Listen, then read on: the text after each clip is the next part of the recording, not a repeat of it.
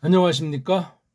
우리 신약 성경을 전통 원문 성경에서 우리 배달말 정음으로 해석한 언의 그 성경을 가지고 그것을 어떻게 해석할 것인가, 그 방면을 우리가 다루려고 합니다.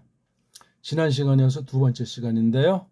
오늘은 2절부터 이제 보겠습니다. 자, 이것을 처음 저를 만난 분도 그렇지만 꼭 여기에 정말 책임감을 갖고 공부를 해야 믿음으로 할 수 있는데, 세상 방식으로는 여기 구독을 신청하는 거예요. 그냥 공짜로 얻는다 하면 그건 공짜 이하 값어치밖에 되지 않습니다. 그러니까 다른 것이 없이 여기 유튜브에 구독을 꼭 신청하시고 이 공부를 하십시오. 그리고 구독자 비공개보단 공개를 하시고, 그 공개한다고 해서 제가 누군지 전혀 몰라요. 다만 제가 그 통계를 이렇게 보면서 공부를 정말 정식으로 마음을 다해서 하는가 안 하는가 하는 그 구독한 분들의 통계를 제가 조금 생각할 수는 있겠죠. 구독한 사람과 하지 않는 사람 비율이 3대1, 4대1이에요. 그럼 그냥 술렁술렁 그냥 곁눈질만 하고 가는 사람은 무수하고, 한번 동영상을 했으면 끝까지 보셔야 되고, 나중에 왔으면 1강부터 보셔야 되고, 기초가 필요하면 기초 찾아서 보셔야 되고, 원어 문사철이 우리 자매 채널이에요. 원어 문사철 꼭 같이 해서 이것을 공부하면 좋겠습니다. 한글 개혁 성경을 펴놓으시고 원문을 읽을 수 있도록 그런 기본까지만 좀 준비를 해주시면은 큰 계기가 될 수도 있습니다. 이 막바지 진리가 희귀하고 교회가 그리스도를 배반한 이 막바지 때인데, 우리가 한 분 한 분이 정말 하나님께서 존귀하게 값지게 구원한 사람임을 하나님 말씀에 대한 태도에서 우리가 나타내면 좋겠습니다. 자, 일단 이제 와밍업 처지에서 한번 우리 발음을 해보겠습니다. 알파벳 알파, 베타, 감마, 델타, 엡실론, 제타, 에타, 네타, 이오타, 카파, 람다, 뮤, 뉘, 그시, 오미크론, 피, 로, 시그마, 타우, 윕실론, 휘, 프시, 오메가. 어떻게 읽던 완전히 읽는 사람은 없고, 이 이름 붙인 거 자체가 엉터리 소리, 엉터리 알파벳을 가진 서양 애들이 해놓은 거를 우리 정음으로 제가 이렇게 소리나는 대로 표시를 해본 거니까, 이렇게 이제 우리가 몸에 기름칠을 하고 목에 기름칠을 하고 우리 한번 공부를 들어가 보겠습니다. 자, 하기 전에 우리가 이 뜻은 영원하신 하나님의 작정이잖아요. 하나님의 마음먹으심인데 이것을 이제 계시라는 말로 이걸 이제 드러내시는 거잖아요. 크게 창조를 통해서 타락을 이제 거쳐서 구속을, 이런 모든 것을 하나님의 뜻이라고 하는데, 이게 말씀으로 이제 나타나잖아요. 말씀. 이걸 기록하잖아요. 기록. 이걸 이제 흔한 얘기로 성경이라 이렇게 말을 하잖아요. 하나님의 뜻, 하나님의 말씀, 하나님의 기록, 성령님의 영감이죠. 지금 우리가 기록된 요것을 이제 보는 거예요. 그러니까는 계시와 말씀과 기록, 즉 성경의 이 세 관계를 잘 설정하셔서 우리가 원문을 보고 원문에 대한 번역을 보고 번역본을 해석하는 요것까지 연구를 해가지고 가장 우리 성경의 열매, 성경의 하이라이트라고 하는 것이 말씀 선포하는 거예요. 그거 바로 그게 교회예요. 그게 이런 원리가 잘 안 돼 있으면 그건 어떤 교회가 만들어지겠습니까?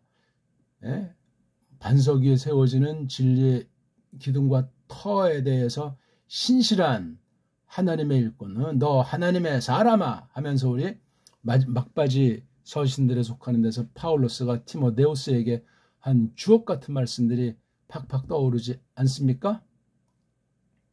그러니까 이 성경서부터 교회가 이게 한 꾸꾸럼인데, 원본도 전통 원본과 우리 배달열의 정음의 원리로 원본의 그 모든 장난질한 걸 다 타파해 나가면서 직역으로 번역한 역번 성경, 이걸 이제 번역 작업이라고 하죠.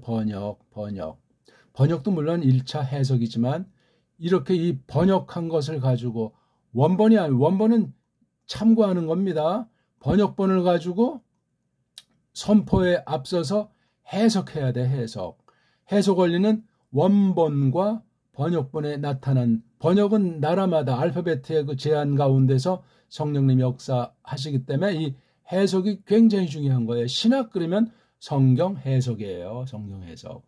원본도 모르고 번역에 대한 방식과 성격도 모르고 뭐 성경 해석학 해가지고 신학이나 뭐 한 학기나 꼴짝거리고, 그게 어떤 선포가 나타나겠습니까? 사쿠라를 만들어내는 거예요. 이 노력, 이 끈기, 이 전투, 원본, 역번, 해석, 이걸 사실 신학에서 여기에 전력해야 성경을 공부하는 거예요. 성경 공부가 뭔데요?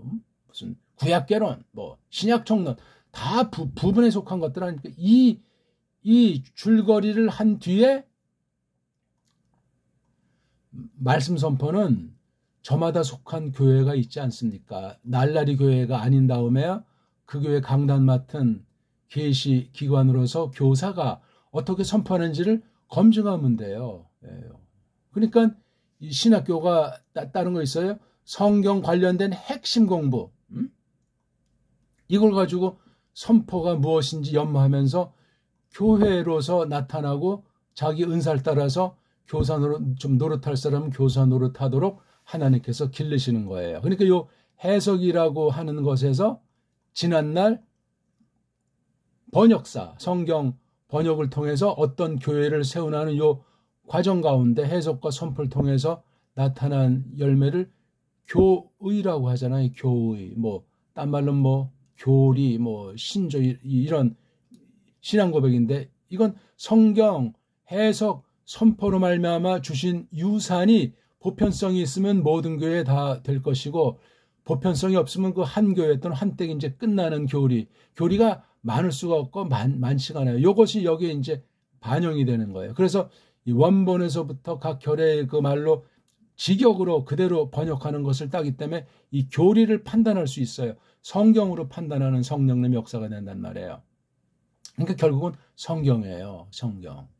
교자는 그냥 상식으로 이 해석의 원리에 들어서는 거예요. 자, 요 원리를 요거를 가르쳐주는 신학교도 없어요. 이거요. 뭐 대단한 게 아니라, 자, 하나님의 뜻으로서 계시와 말씀과 기록을 놓고 이 기록을, 즉 이 성경을 원본관, 번역관, 해석관, 선포관, 그게 바로 교회 간에 직결된다는 사실을 꼭 이 원리와 여기에 더 뭐 살붙일 거는 저마다 살붙이면 돼요.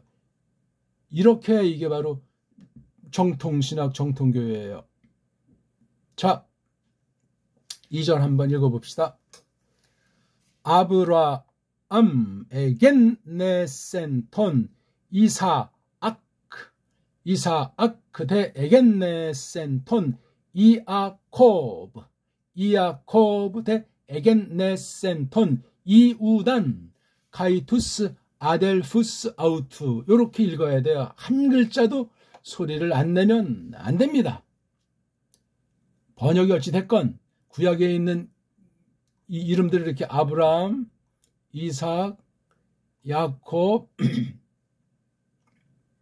그 다음 요거는 이제 다음에 주어가 나오지만 유단, 이게 구약에 어떻게 돼 있는지를 알지 못하고는 이것에 대한 번역 자격이 없습니다.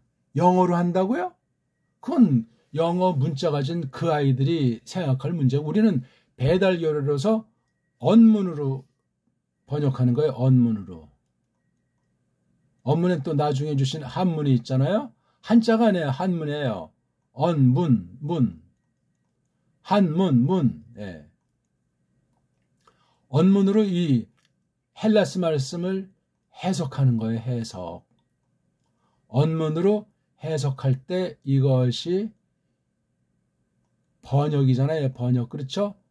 번역도 번역에다 또 이제 꼭 같을 수 없으니까 최소한도로 이제 해석이 들어가서 여기서 언문으로 해석한다고 해서 이게 언해성경이에요. 언해성경. 바로 이게 언문으로 했기 때문에 언문으로 된 성경이지 한글 성경이 아니에요. 한글이랑 언문은 전혀 다른 결의, 전혀 다른 족속의 언어이기 때문에 다른 역사관, 다른 인간관, 다른 나라관으로 흐르게 돼 있어요. 우린 지금 다 한글이라고 하는 대한민국이에요.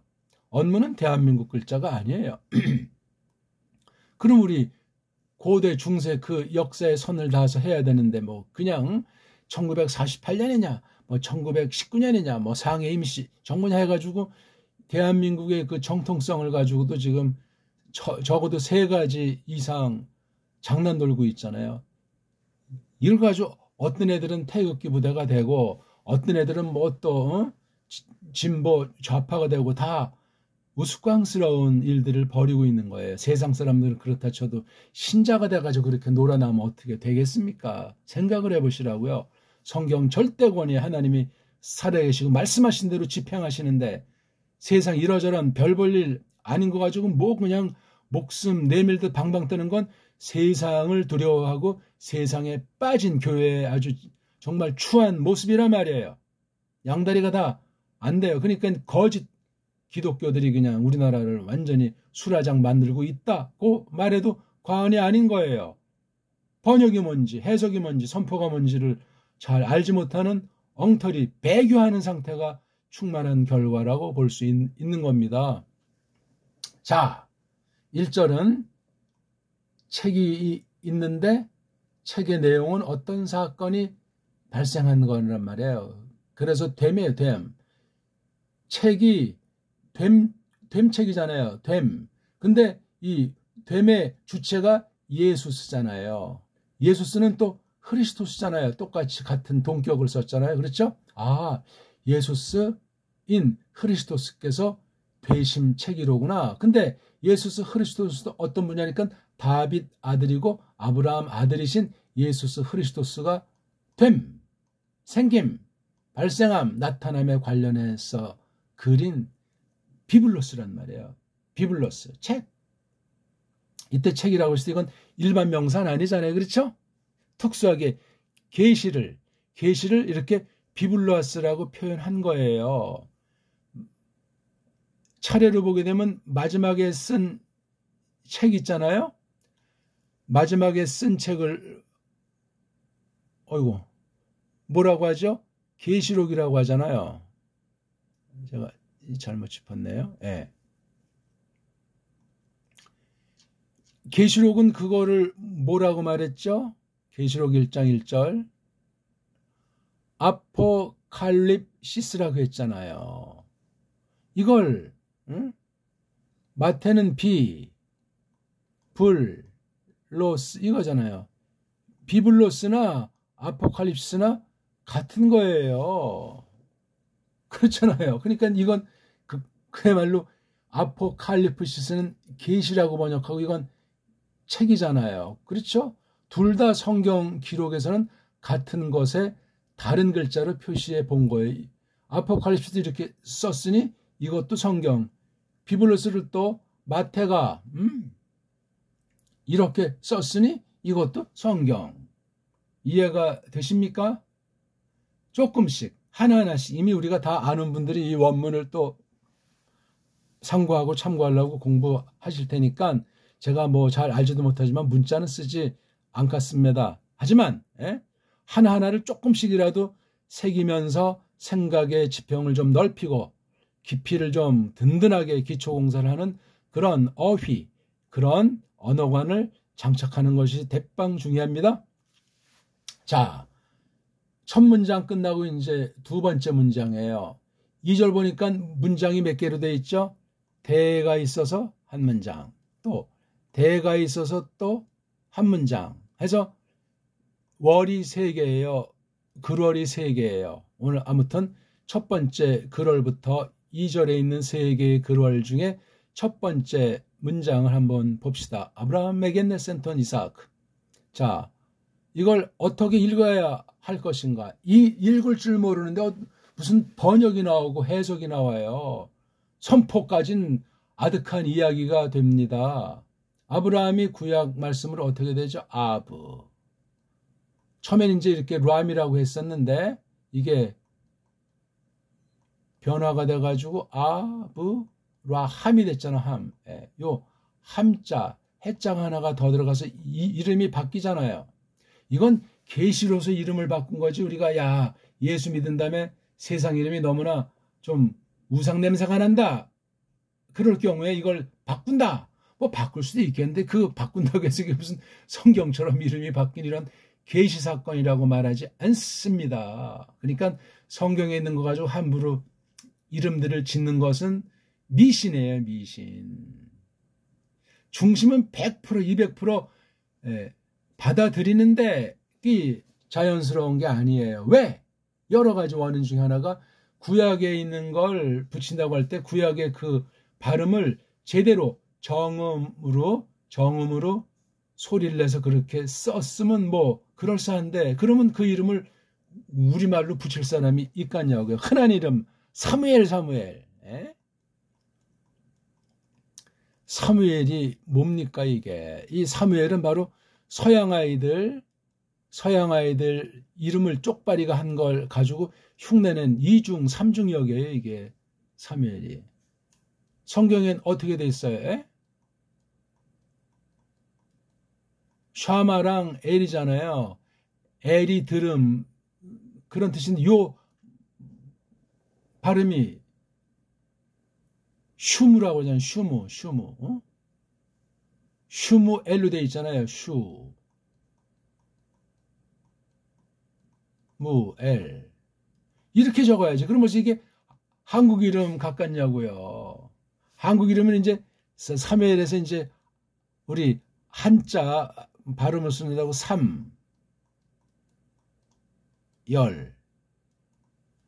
삼열이라고 하잖아. 에휴, 별볼 없는 거예요. 옛날에 82년 2학기 막바지에 우리 동료랑 선배들이랑 원문 공부 방학 동안에 하자고 해서 이제 만났을 때 그때 딱 한 번 온 글이 저보다 1년 선배인가? 이름이 삼열이라는 친구가 있었어요. 근데 첫날 온 다음에 뭐 바빴는지 몸이 안 좋았는지 2번째 날부터 이제 못하게 됐다고 연락이 왔는지 안 왔는지 그 생각이 나요. 그러니까 왔기 때문에 뭔가 성경에도 관심이 있고 바로 뭔가 좀 알고 싶다 하는 거잖아요. 선배가 후배가 하는데 나오는 건 보통 용기가 아닙니다. 웬만큼 소문이 나지 않고는 신학세계는 아주 굉장히 아주 좀 강한 게 있어요. 그런 게요. 서열 내지는 뭐 어떤 그 권위를 말이죠. 세상과는 좀 다른 건데 그 형제 이름이 삼열이야. 야, 이 친구가 그때 나랑 그 진리로 우리 같이 교통을 했으면 어떤 길을 갔을까? 그건 가끔 이제 생각을 해보는 거예요. 아주 사람은 성실하고 착하고 괜찮은 분이에요. 추억담을 그냥 한마디 하게 됐어요.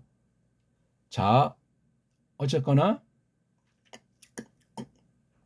아브라함을 하려면 이건 지금 헬라스 말로 쓴 거잖아요. 구약에 있는 거를. 특히 이렇게 첫 글자면 또 사람 이름이 이렇게 나오는 걸 대문자로 썼잖아요.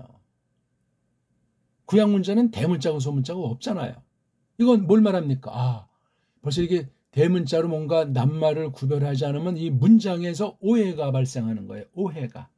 그리고 자기네 마음먹은 대로 뭔가를 그려내서 전달할 수가 없다는 한계를 가지고 있는 게 헬라스 알파벳이에요. 헬라스 자음 모음이라고. 벌써 이런 데서 구약 문자와 헬라스 문자를 볼 때 물론 시대의 차이, 나라의 차이, 경륜의 차이를 감안할지라도 언어가 부패했다.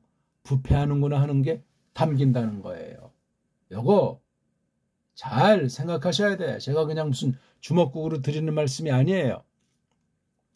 아무튼 아브라함이라는 거 이거 발음 읽을 줄 알면 벌써 그 소리 내서 읽는 것이 1차 해석이에요. 그게. 낭독, 소리 내는 것을 깔보지 마시라고요. 반드시 거쳐야 될 과정이에요. 소리 내는 것도 처음엔 정확하지도 않고 잘 안 되잖아요. 점점 실력이 늘수록 소리가 돼요. 그래서 처음 공부하는 분들은 성경 원문 자체를 가지고 발음 연습해서 큰 소리로 낭독하라고 제가 처음부터 강조하는 것이 거기에 있어요. 그건 이미 뭐 뜻도 아무것도 몰라도 일단 소리 내서 소리도 정확하지 않지만 그 자체가 이미 번역이요. 그 자체가 해석이요. 그 자체가 선포란 말이에요. 신앙 고백, 하나님에 대한 찬송. 아십니까 이거를? 왜 이걸 이렇게 말을 해줘도 소리 내서 읽는 것을 중시하지 않은 사람은 도중 탈락해요. 마음은 급하고 사람들 앞에서 진체는 하고 싶고 또 뭔가 다른 교회 강단보다 저 그 끝발락에 뭔가 좀 하나님의 뜻을 드러내고 싶고 다 좋아요. 다 귀한데 과정을 거쳐야죠. 과정을.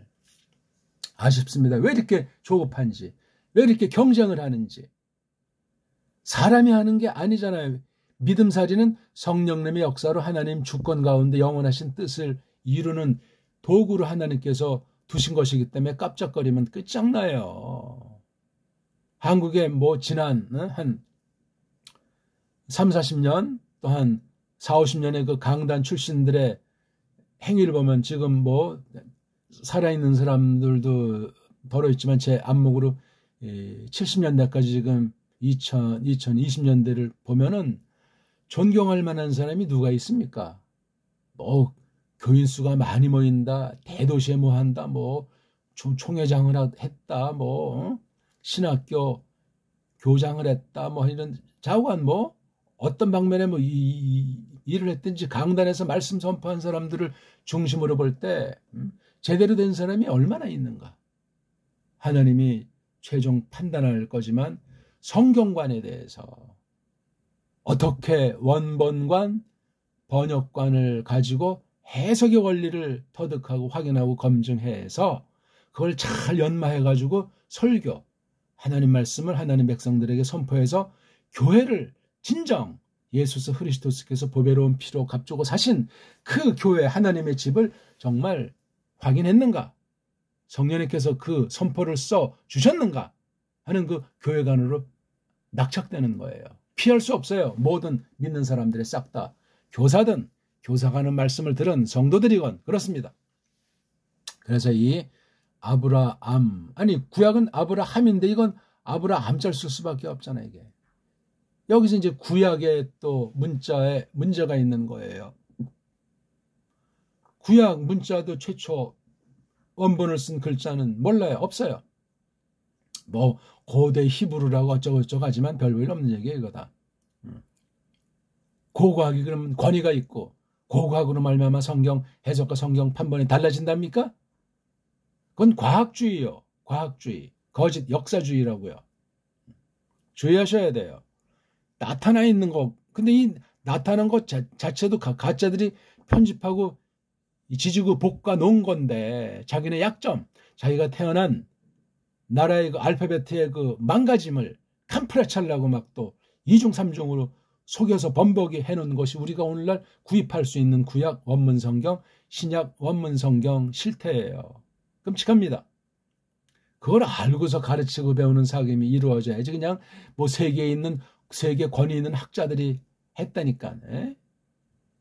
1900년대 초에 나온 신약 넷을 알렌트판, 1966년에 나온 미국 성경공인 UBS판, 또 뭐 그 뒤에 나온 판, 전부 짬빵 아닙니까? 짬빵. 갈수록 그 방면도 엉망진창이 되는 거예요.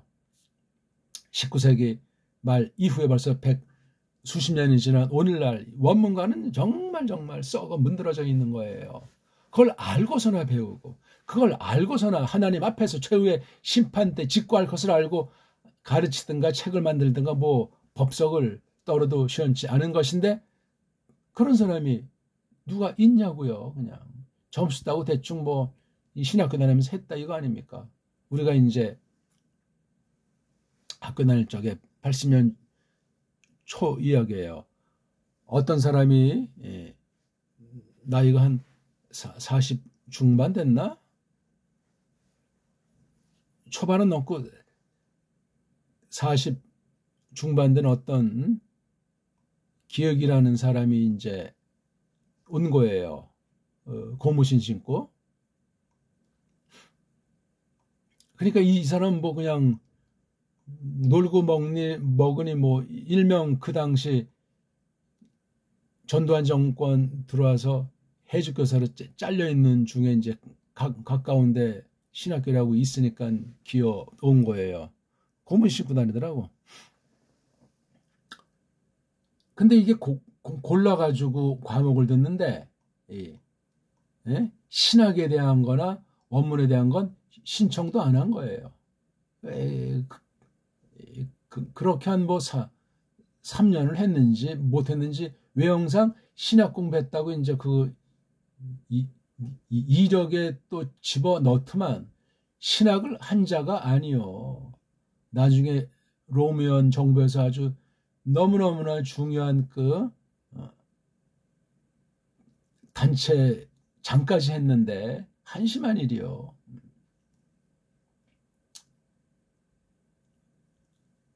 박인선 목사님 수업 시간에 이제 동양 사상 비판하는 것 또는 어떤 관련된 것을 설명하는데 아마 노자에 대한 건지 공자에 대한 얘기를 쭉 했는데 오후 시간이었어요. 수업 시간에 저 뒤편에 이제 앉아가지고 질문을 던지는 거예요. 뭐 어쩌고 저쩌고? 아니, 박인선 목사님은 한학을 하신 분인데 이제 새파란 40대 중반 정도 된 아이가 참 한심하죠. 그러니까 이제 박 목사님 그러면 형제가 나와서 강의를 하시오. 아주 그 박 목사님이 이제 가끔 말씀하실 때 이제 위트가 있고 재밌는 표현 하세요. 그러니까 상대방을 모독하는 발언은 일체 하시질 않죠. 그러면 형제가 나와서 하시라고. 그때 박 목사님은 뭐 70대 후반이죠. 새카만 아들뻘 뭐 되나? 안 되나? 근데 그렇게 아주 질문하는 동기가 제가 듣기도 굉장히 식은빵 떨더만 우리나라 말과 우리 역사에 대해서도 잘 알지도 못하고 삐딱선을 탄 채로 그냥 해직이 될 정도니까 인긴 있었겠죠.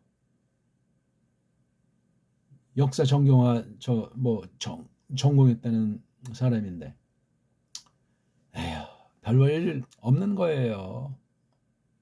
신학단 했으면서 뭐 몇 과목 골라가지고 하면서 근데 또 그 해직교사라서 소문났다니까 또 어때는 쪼르륵 해 뒷공무니만 따라다니는 거 아니야. 나이가 이제 우리 곧 또래보다 한 뭐 10살 뭐 이상 많은 사람이니까 그는 또 줄타기 하려는 그 얌생이들도 있더라고. 사람이 좀 뻔때가 있고 줏대가 있고 통 크게 놀아야지. 신학한다는 사람들 중에 대부분이 그런 속성과 그런 채신머리를 떤단 말이에요. 주의하셔야 돼요. 멋들어진 사람이 신학을 해도 하나님의 주권으로 붙잡힘을 받아야 할 텐데 살랑살랑 거리고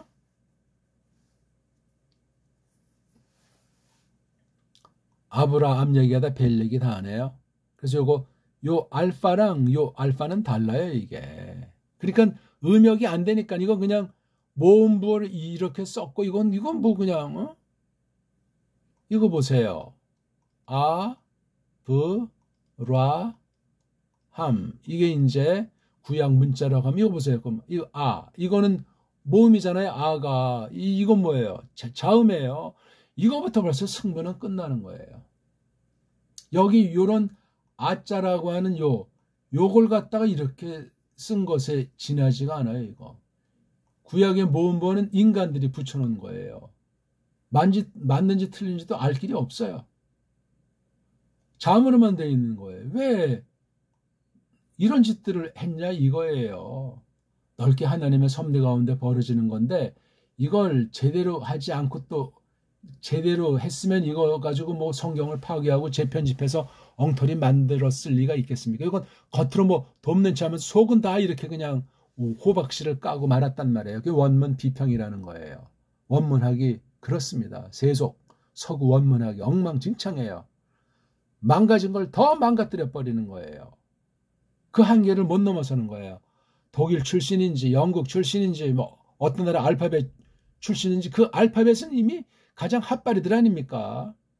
헬라스 말의 따까리가 라틴의 따까리 중에 하나가 스페인, 또 다른 게 독일, 제일 최악의 따까리가 영어 문자 아니에요. 이거 가지고 다 그냥 갈수록 태산이 돼 있는 게 원문학이고, 원문학이 이렇게 되니 신학 전반이 어떻게 되겠어요? 번역부터 교의학까지 엉망진창이 돼버리는 거예요. 그렇잖아요. 이걸 누가 분별할 수 있겠어요? 이 과정을 다 정말 섭렵하면서 고심하고 성령님께서 똑바른 분별력을 주시지 않으면 이거 헤어날 길이 없습니다. 이게 현대 세계 신학이 꼬꾸라져 있는 개혁자들, 중세 개혁자들 이후에 이 모양 이 꼴을 만들어 버렸어요. 근 450년, 500년 동안에 무서운 사탄의 역사를 말이에요. 우리 공부가 그렇게 간단한 공부가 아니에요. 우리 뭐 이름도 없고 힘도 없는 무명 용사들이지만 하나님의 신께서 함께 하실 적에는 매우 중요하게 하나님께서 하나님의 교회를 놓고 하나님 영광을 위해서 들어 쓰셔서 성경을 하나님 말씀이라는 사실을 확립하게 하신다 하는 것을 아시면 돼요.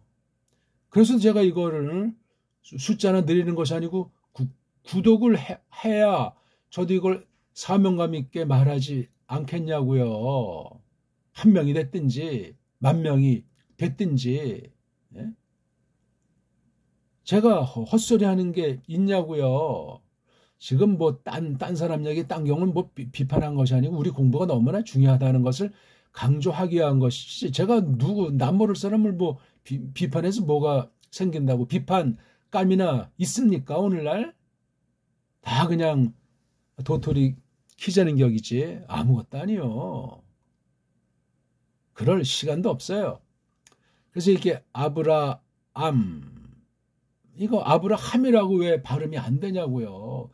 고유명사 음역은 똑바로 할 수 있는 한 해줘야 되는데 헬라스는 아브라함 이상 안 나오니까 이게 빵꾸가 나 있는 거예요. 소리 하나에 뜻이 변질, 달라질 수 있는 건데 헬라 성경만 가지고 그래서 알 수가 없어요. 구약, 에베르말 성경을 같이 공부하셔야 됩니다. 아람 문자로 된 구약 원문 성경 말이에요. 둘 다 공히 똑바로 읽을 수 있고 똑바른 자세를 원문 성경의 그 기본을 장착하지 않으면 헬라스는 쉬워 보이니까 요거쯤이야 웃기는 얘기예요. 자, 아브라함이라는 것이 앞에 나왔잖아요. 이게요, 동사가 아닌 다음에야 명사류, 명사 종류들에 속하니까 이건 주어일 수도 있고 명사류가 아니면 이제 목적이 되니까 둘 중 하나예요. 주때 있게 쓰이느냐, 목적, 뭐 따까리든 보든 이렇게 쓰냐. 아브라함이 이렇게 번역을 해야 돼. 이걸 갖다가 이걸 근데 아브라함이라고 하지 않고 아브라함이라고 하면 어떻게 됩니까? 한글 성경은 재밌는 것이 이건 아브라함이라고 했다고. 왜 헬라스 있는 말을 왜 따르질 않아요? 그럼 구약을 따랐든가? 그러면 구약에 있는 모든 걸 똑바로 해야지. 똑바로 하지 않았어요. 그럼 이게 구약에 나오는 고유명사가 신약의 헬라스 말로 되어 있는 것, 이거 똑바로 했냐? 아니에요. 그럼 어디를 기준 삼았냐? 구약에도 처음 그 낱말이 나올 경우는 구약에 있는 거를 신약의 헬라스 말로 어떻게 음역을 했든지 아랑곳하지 않고 이렇게 했느냐? 여기에도 일관성이 없고 구약에는 안 나오고 신약만 나오는 경우엔 또 이건 또 어떻게 처리를 할 것인가? 산 넘어 산이 되는 거예요. 음역으로 하는 그런 문제도 고유명사들을 번역하는 다루는 그런 면에도 일관성이 없어요. 이랬다 저랬다 엉망진창이에요. 누가 주도했는가? 영어 문자를 쓰는 선교하는 아이들이 그 짓을 했더라 이거예요. 그 얘기까지 하면 또 너무나 또 시간이 허비되고 복잡하니. 우리는 자관 이렇게 헬라스 말만 있으면 헬라스 말을 정확하게 뒤치면 되고, 구약에 나와 있으면 구약 말씀과 견져가지고 구약에 있는 소리로 이걸 음역을 해줘야 된다. 아주 잘 살펴보셔야 돼요. 구약엔 자음밖에 없는데 모음부어를 붙인 거, 모음부어가 신약에서 과연 어떤 그 공통점이 있고 차이점이 있는가도 전체를 연구하셔야 돼요. 고유명사가. 구약엔 뭐 수천 개가 나오니까 신약엔 뭐 수천 개가 안 되죠. 수백 개 됩니까? 이거 다 낱낱이 하셔야 돼요. 한글 번역은 지금까지 150년 되는데 엉망진창이에요. 엉망진창. 더 막 갈수록 태산이고 근본 망가진 거를 제대로 고친 데가 없습니다. 성서 공회된다는 공회 각 나라 것이 이미 배교에 다 오래전에 넘어간 거예요. 한국 초기 선교한다는 자들이 와서 그것을 확인해서 첫 단추부터 엉망진창이에요. 번역에서는. 그 뒤에 바른 해석자가 나왔는가? 바른 신학이 뒷받침해 줬는가? 못된 거예요. 그게. 나라 없는 시대 일제 총독이 우리 문사체를 다 뒤엎어 버렸는데 무슨 재주로 어떻게 학문으로서 이 신학이라고 하는 것이 세워질 수 있었겠습니까? 첫 단추가 그러면 뒤에 또 이제 뭐 나라가 반동가리 나고 또 동족 상잔의 전쟁이 벌어지고 엉망진창이 돼 있는 거예요. 이게 지금. 남북공이. 자, 아브라함이 어떻게 됐죠? 에겐네센, 사사센이니까 특수한 과거 완료예요. 단회적인 과거 완료. 역사 가운데 실제로 벌어지는 센 그러는 거예요. 그건 여기 앞에 있는 엡실론은 이건 과거에 대한 사인이니까. 대갈통, 겠네, 몸뚱아리, 센, 꼬랑지. 요 3원리로 낱말을 섭렵하는 거 읽기에서 연마하셔서 확신하셔야 제가 표현하는 게 쏙쏙 넓게 깊이 있게 들어올 수 있습니다. 이 겐, 뉘가 두 개 있는 걸 생각하세요. 뒤에. 여긴 뉘가 하나죠. 뉘가 겐. 이건 겐느. 이건 남자가 아이를 낳다. 사내가 낳다는 뜻의 이게 겐. 그러니까 여기서 아브라함이 사내니까 이거를 쓰는 거죠. 계집에게도 쓰지만 사내에게 써요. 주로.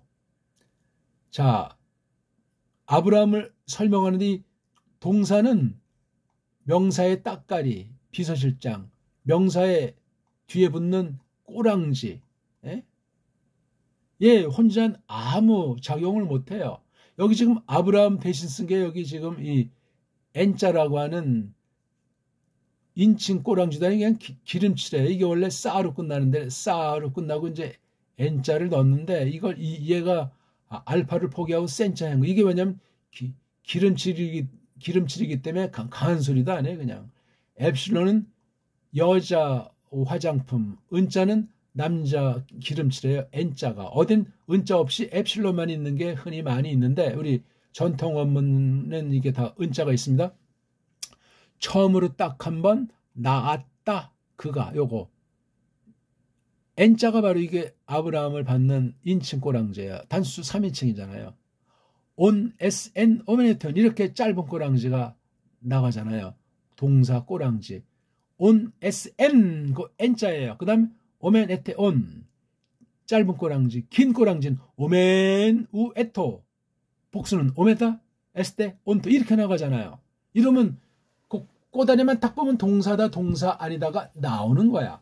동사 같은데 동사 중에서도 가정법이든지 몇 개 없는 희구법이든지 또 나가서 명령이냐 부정사 분사냐는 그렇게 이제 짬뽕 동사 명사 짬뽕인 분사 부정사까지 나가면 끝나는 거예요. 뭐 문법이고 뭐 복잡하게 따지는 게 없으니 핵심은 몸뚱아리를 알기 위해서 먼저 쓰는 대갈통 뒤에 오는 꼬랑지 요 원리를 낭독해서 성경 문장을 보면서 자기 소리 듣고 눈여기 글자 하면서 이걸 기본 분량을 정말 온 힘을 기울여서 해야지만 이런 강의가 날개를 달아요.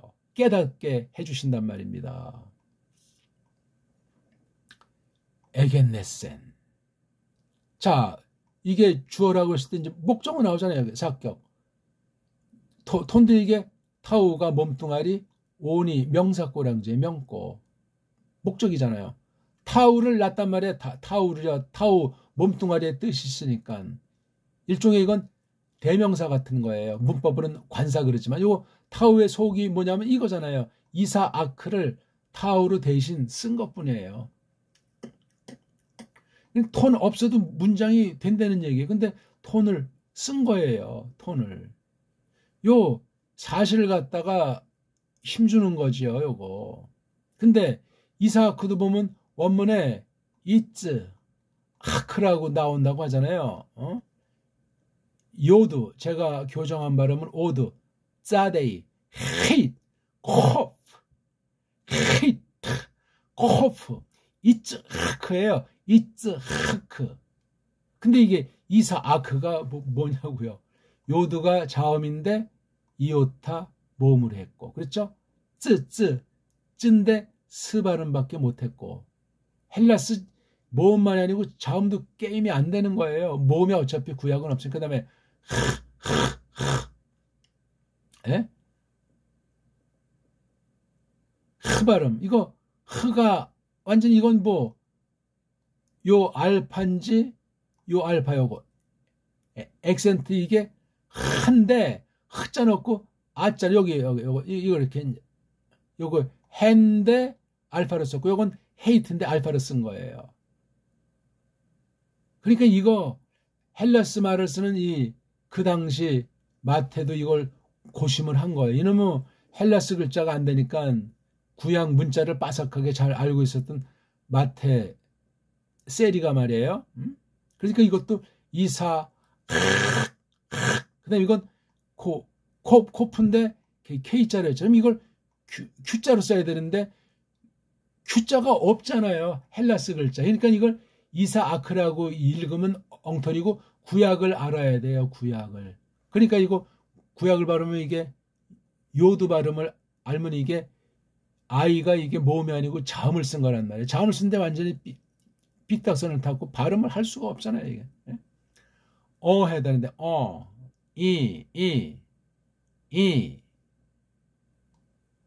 이런 이자 요걸 갖다 생략해버리고 이자만 갖다 쓴 거예요. 그 다음에 이거 쓰랑 쯔는 이건 뭐 다르고 알파는 이건 그냥 모음부 버쳐놓은 것이고 요 아자는 헤이트예요. 헤이트. 그러니까 그러니까 짜더니 여긴 뭐 모음이 없어요. 쯔에 쯔. 그러니까 이걸 보더라도 참 갑갑하고 답답한 거예요. 그러니까 이게 구약을 알아야 직역 번역이 가능하다 하는 거예요. 이걸 이삭 그잖아요. 이삭 또는 뭐 영어권 서구애들은 아이작 엉망진창 개판어분전이에요. 구약이 분명히 오드라고 하는 자음인데 헬라스 말은 모음 이거 딴 나라에서 자음을 갖다가 갖고 왔기 때문에 자음이라고 쓴 건데 이 발음 자체가 없는 거잖아요. 모음 발음 이 이상은 낼 수가 없으니까 이 모양 이 꼴이 난 거예요. 헬라스 문자 자체가 짬뽕이에요. 짬뽕. 페니키아에서 많이 걷어들이고 또 그 저쪽 중동 쪽에서도 또 이걸 또 흡수했고 페니키아의 원조인 그 그리스 계통 선문자들에서 또 취하해서 이 짬빵이 된 거예요. 자음도 그렇고 몇 개 안 되는 5개밖에 안 되는 모음도 그렇고 이게 유치한 엉터리 문자란 말이에요. 그러니까 과연 그리스가 제대로 된 나라였는가? 알파베트가 엉망진창인데 무슨 헬라스 문명을 론하냐고요. 뻥이에요, 뻥. 예리하게 생각하면. 왜? 과거사 역사 기록은 소설 아닙니까? 지금 현대사까지도 벌써 조작과 왜곡과 강대국의 입맛에 딸린 그런 기록으로 가르치고 배우고 점수 주고 놀이개를 삼는 마당인데 근세까지 나가도 이게 완전히 엉망진창 고대 옛날 일은 이건 뭐 상상 못해요. 양심 있는 역사가라면 다 인정하는 바예요. 밥벌이학에서는 아니다고 항변하는 사람이 또 압도적이겠지만 강단을 장악해가지고 그 사기예요. 사기. 온 세상을 속이는 사탄의 놈이 어떤 놈이에요? 양의 탈을 쓰고 천사의 꼴을 하는데 그걸 분별할 사람이 얼마나 있어요. 일반은 저기 속한 것까지라도 봐도 성경까지 속이는 사탄의 역사는 아찔한 얘기예요. 성경까지도 속이잖아요. 그걸 싹군이라고 하잖아요. 싹군. 스리슬쩍 교회에 기어 들어와서 딱 때를 기다리면서 강단과 교회 아주 유력한 사람들을 다 그냥 속여가지고 망치는 이 배교사.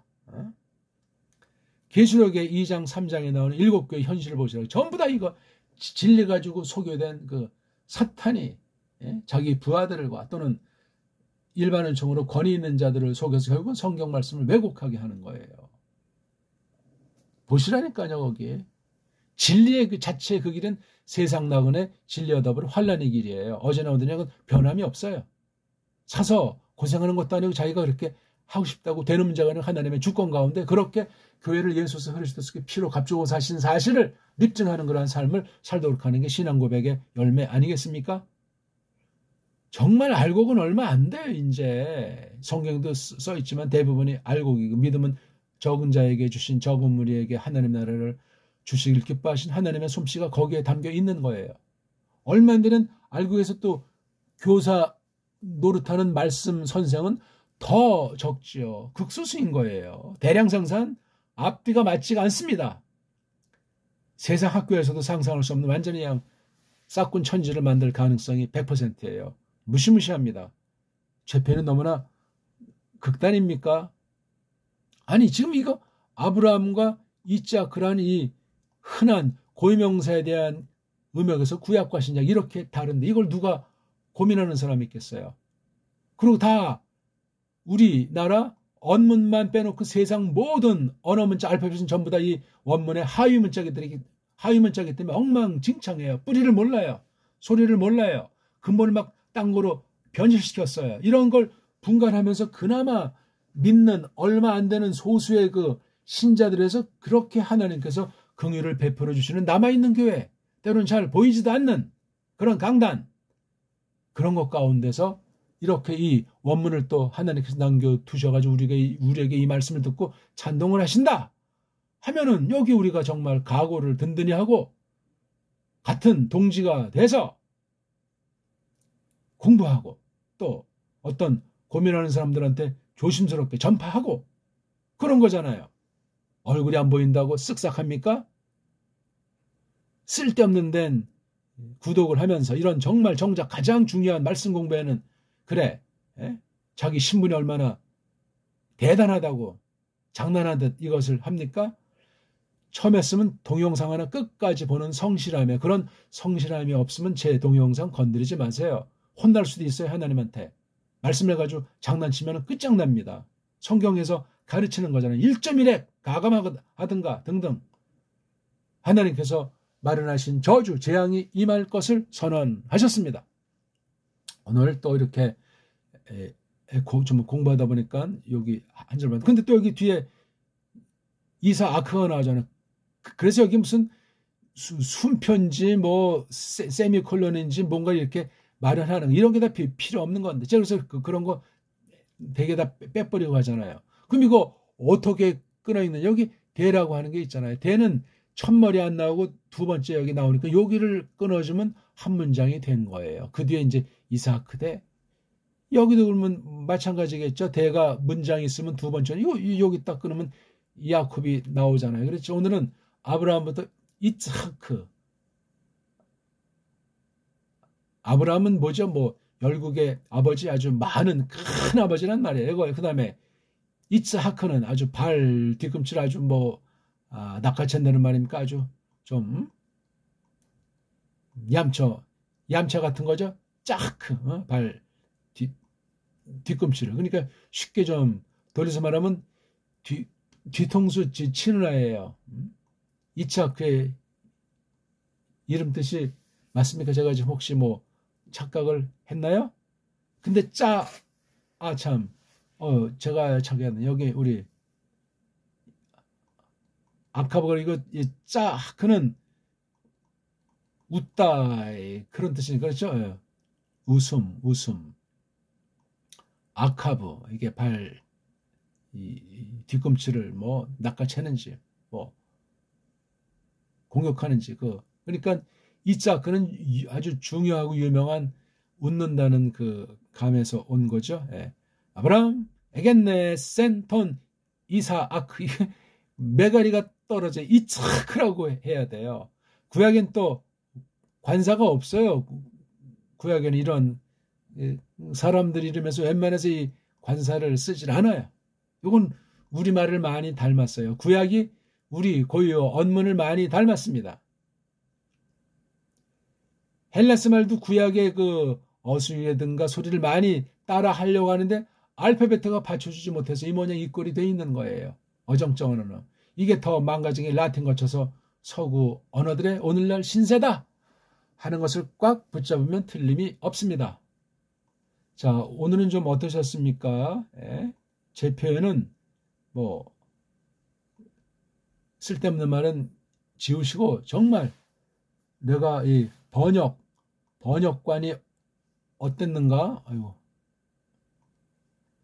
내 번역관이 어땠는가 하는 거를 먼저 잘 알아야 해석을 할 수 있어요. 여긴 교의가 들어간다고 했잖아요. 성경으로 교의를 갖다가 판단하는 그런 공부예요. 이런 원문이 없이 교의학 일명 영미식으로 조직신학 운운했던 소가 배꼽을 잡습니다. 말장난에. 인간들 소리에 빠져가지고 원문을 주경을 졸로 보는 한심한 사람들이 돼요. 양심 있으면 양심이 늘 찜찜하고 편하지 않겠죠. 한 방에 게임이 안 돼요. 교의학이라고 하는 거는 주경학의 근본을 디밀면 그건 날아가게 돼 있어요. 그냥 빙산의 일각 정도 가지고 주경학의 전반을 놓고 교회에 따라서 시대상에 따라서 교회 안팎의 원수를 놓고 아주 조금을 해놓은 것이 교의학인데 여기다 이 말 저 말 붙여서 이제 세속 사상, 세상 자료들을 넣어서 두껍게 만든 게 교의학이에요. 위험하단 말이에요. 굉장히 위험합니다. 소개할 만한 교의학이라고 할 거 깔뱅은 교의학이라는 말을 쓰지는 않았잖아요. 그냥 성경에 대해서 풀어준 깔뱅의 흠앤고 일본 말로 기독교 강요 요거밖에 없어요. 그래서 깔뱅책 전체를 주석이든 논문이든 강요든 어떤 것을 볼 때 설교든 어떤 것을 볼 때 원문 성경 깔뱅이 맞도록 전통 원문 성경을 놓고 올바른 원문관을 가지고 지니고 소리내서 있는 것을 장착해서 배달교로서 그 깔뱅 책들을 보면 아주 놀라운 깊이로 우리들을 이끄신다는 사실을 깨달으시길 바라겠습니다. 고맙습니다.